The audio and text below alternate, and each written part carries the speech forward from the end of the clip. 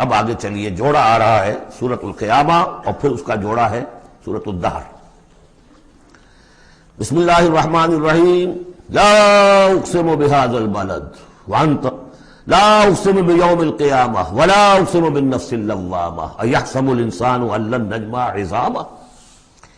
یہ سورت جو ہے بہت ہی حسین اور بہت منفرد سمجھیے کہ نمائندہ ایک سورت ہے قرآن مجید کی۔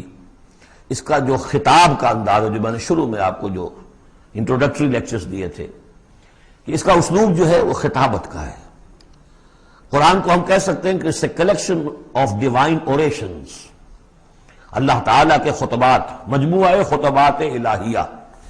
تو مختلف مواقع پر جیسے کہ خطیب کو خطبہ دیتا ہے تو اس طریقے سے اللہ تعالیٰ نے یہ صورتیں نازل کی ہیں۔ حضور پڑھ کر سناتے تھے تو آپ کا انداز بھی خطیبانہ ہوتا تھا۔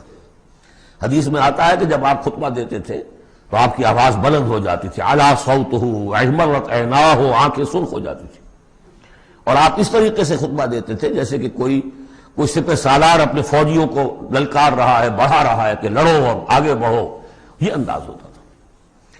تو اس طرح کا خطبہ اس میں آپ دیکھیں گے ابھی بات ایک طرف ہو رہی ہے، ابھی کسی اور طرف ہو گئی، کبھی کسی تحویل الخطاب، اس کے لیے بہت، پھر یہ کہ 4-6 آیتیں آئیں گی ایک خاص قسم کے آہنگ میں، خاص قسم کے قوافی تو ہم کو نہیں کہنا چاہیے، تو یہ آتے ہیں، وہی انہی حروف پر صورتیں ختم ہو رہی ہیں، وہی سٹائل ہے، پھر کوئی سٹائل بدلے گا، پھر 4-6 صورتیں اس دوسرے انداز کی ہوگی، پھر 4-6 تیسرے انداز کی ہوگی۔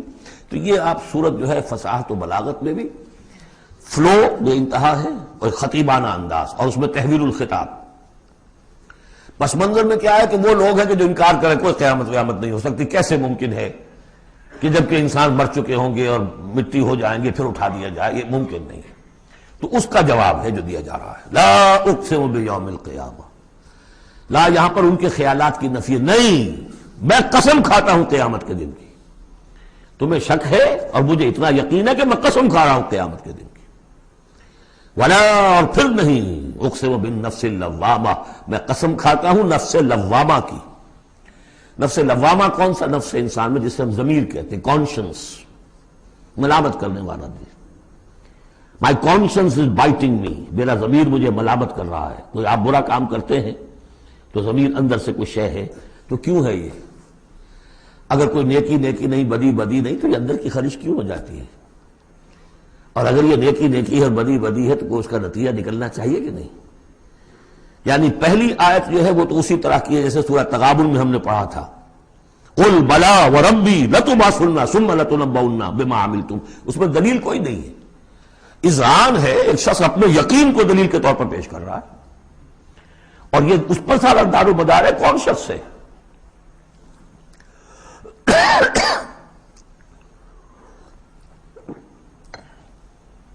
ایسا شخص کہ جس سے کبھی کوئی جھوٹ کا تجربہ کسی کو نہیں ہوا، وہ کہہ رہا ہے۔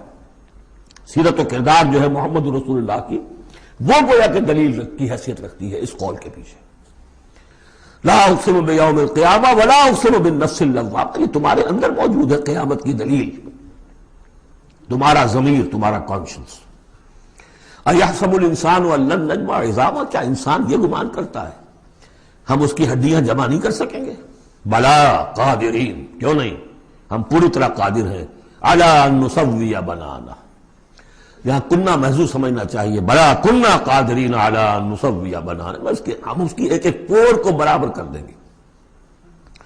بل یرید الانسان لیفجر امامہ، اصل سبب جو ہے آخرت کے انکار کا وہ یہ ہے کہ انسان چاہتا ہے کہ فسق و فجور جس کا عادی ہو گیا اسے جاری رکھے، حرام خوری چھوڑنی نہیں، جس عیش کا خوگر ہو گیا ہوں اس کو چھوڑ نہیں سکتا، قیامت کو مانوں گا تو پھر دیکھنا پڑے گا کیا غلط ہے، کیا صحیح ہے، کیا جائز ہے، کیا ناجائز ہے۔ اس لیے جیسے کہ بلی کو دیکھ کر کبوتر آنکھ بند کر لے، اب ظاہر بات ہے کہ وہ بلی تو نہیں ختم ہو جائے گی، در حقیقت یہ قیامت سے آنکھیں چراتے ہیں، آنکھیں بند کر رہے ہیں، اس لیے کہ انہیں پتا ہے کہ ہم نے کیا آگے بھیجا ہے اور آگے بھی کرنے کا وہی ارادہ ہے۔ بل یرید الانسان لیفجر امامہ یسأل ایان یوم القیامہ، پوچھتا ہے بڑے استہزائی انداز میں، اچھا جی کب ہوگا یہ قیامت کا دن؟ تو جواب بھی اسی انداز میں ہے، یوم ہم علی النار یفتنون کی طرح۔ فرمایا فاذا برق البصر، جب وہ قیامت آئے گی، نگاہیں چدھیا جائیں گی، خسف القمر، چاند بے نور ہو جائے گا، یا یہ کہ چاند دھس جائے گا سورج کے اندر، وجمع الشمس والقمر، اور سورج اور چاند یکجا کر دیے جائیں گے۔ یہ جو ہے کشش ثقل کا جو باہمی ثقل ہے ان کروں کا، اس کے نظام میں ذرا سی کہیں گڑبڑ ہو اور پھر تو یہ سب کے سب ایک دوسرے سے ٹکرائیں گے۔ فَإِذَا بَرِقَ الْبَصَرُ وَخَسَفَ الْقَمَرُ وَجُمِعَ الشَّمْسُ وَالْقَمَرُ يَقُولُ الْإِنسَانُ يَوْمَئِذٍ أَيْنَ الْمَفَرُّ، یہی انسان اس دن کہے گا ہے کوئی جگہ بھاگ جانے کی؟ اللہ نہیں، لا وزر، کوئی ٹھکانہ نہیں ہے۔ اِلَىٰ رَبِّكَ يَوْمَئِذٍ الْمُسْتَقَرُّ، اس دن تو تمہیں اپنے رب ہی کے حضور میں جا کھڑے ہونا ہے۔ يُنَبَّأُ الْإِنسَانُ يَوْمَئِذٍ بِمَا قَدَّمَ وَأَخَّرَ، اور جتلا دیا جائے گا انسان کو اس دن جو کچھ اس نے آگے بھیجا ہوگا، جو پیچھے چھوڑا ہوگا۔ ہم اعمال نیک ہوں یا بد ہوں، اس کا کچھ حصہ آگے بھیج دیتے ہیں اپنی زندگی میں، کچھ اس کے پیچھے جو اثرات چلتے ہیں اس کا حساب بھی بعد میں جاری رہتا ہے۔ وہ ڈیبٹ کریڈٹ جو ہے ہمارے کھاتے میں ہوتا رہے گا۔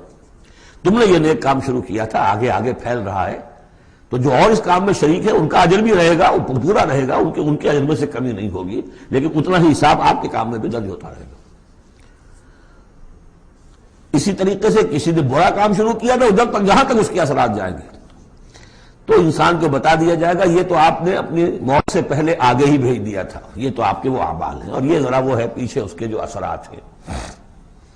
بل الانسان علی نفسہ بصیرہ، اور انسان کو تو جتلانے کی ضرورت بھی نہیں ہوگی کہ بتایا جائے، ہر انسان کو خود معلوم ہوگا کہ میں کتنے پانی میں ہوں۔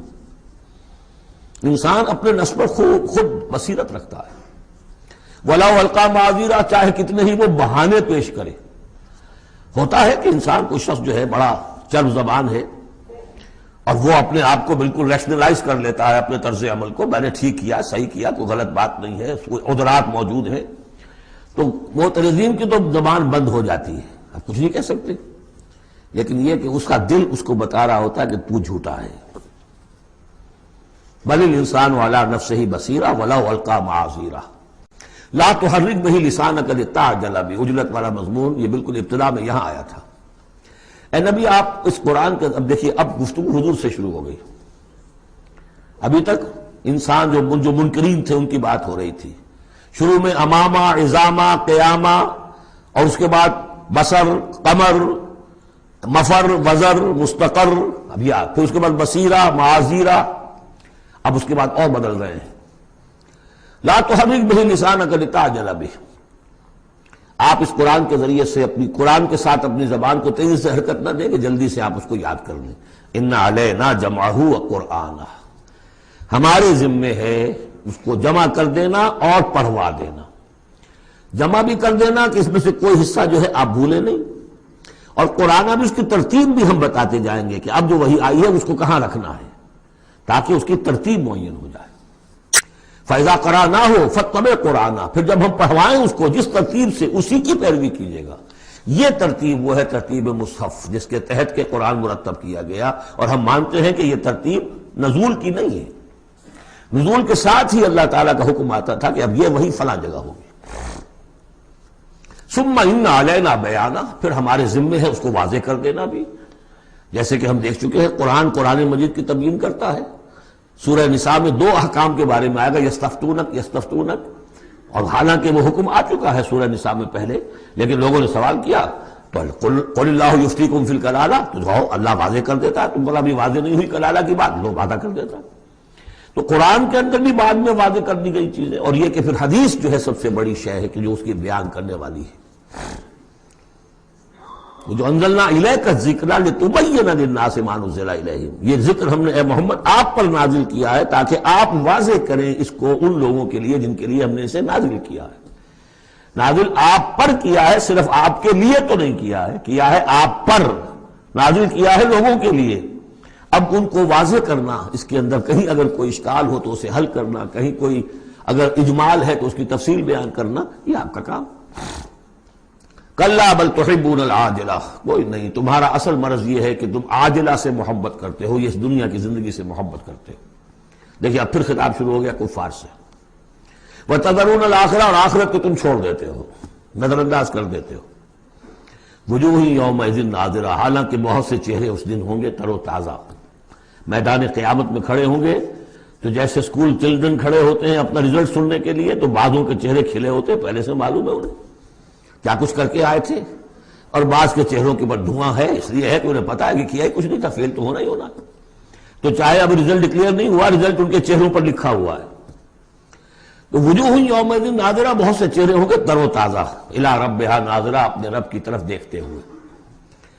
اس میں بعض لوگوں نے یہ کہا ہے کہ ناظرہ سے مراد ہے انتظار کر رہے ہوں گے اپنی رب کی رحمت کا، اس لیے کہ رؤیت باری تعالیٰ جو ہے وہ تو ممکن نہیں ہے کہ میدان حشر میں ہو جائے، لیکن میرے نزدیک انہی حضرات کی رائے زیادہ صائب ہے جو سمجھتے ہیں کہ رؤیت ہوگی۔ اہل ایمان کو عین میدان حشر میں بھی ایک درجے کی رؤیت باری تعالیٰ سے مشرف کیا جائے گا، یہ مضمون آ جائے گا سورہ مطففین میں واضح ہو جائے گا۔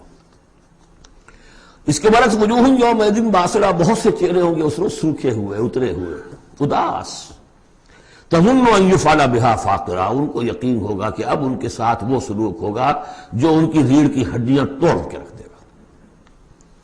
کلا اذا بلغت التراقی، اب ایک نقشہ دکھایا جا رہا ہے، ایک تو بڑی قیامت ہے، فاذا برق البصر وخسف القمر وجمع الشمس والقمر یقول الانسان یومئذ این المفر، ایک تو وہ ایک قیامت ہے جو فرد کی قیامت ہے، موت جب آتی ہے، قیامت صغریٰ۔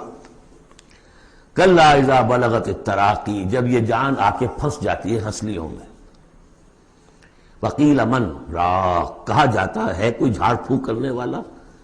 بڑے بڑے ریشنلسٹ بھی اس مرحلے پر آ کر، بابا ڈاکٹروں نے جواب دے دیا، حکیموں نے جواب دے دیا، چلو کوئی تعویذ گنڈا کچھ ہو کہیں سے، کوئی جھاڑ پھونک کوئی تو ہو، کسی طریقے سے ہو، تو آخری درجے میں وہ بھی انسان چیخ پکار کر لیتا ہے، قیل من راق، ہے کوئی جھاڑ پھونک نہ کرنے والا۔ وظن انہ الفراق، اور گمان ہو گیا اس کو کہ اب تو فراق ہے، جانا ہے، یہ گھر بھی چھوڑنا ہے جو بڑے چاؤ سے بنایا تھا، اور یہ آل اولاد کو بھی چھوڑ کر جانا ہے۔ والتفت الساق بالساق، اور وہ جو جان کندنی کا عالم ہوتا ہے تو پنڈلی پنڈلی سے لپٹ رہی ہے، جان نکلنی شروع ہوتی ہے جسم کے نچلے حصے سے۔ الی ربک یومئذ المساق، اس دن تو تمہیں اپنے رب ہی کی طرف دھکیلے جانا ہے۔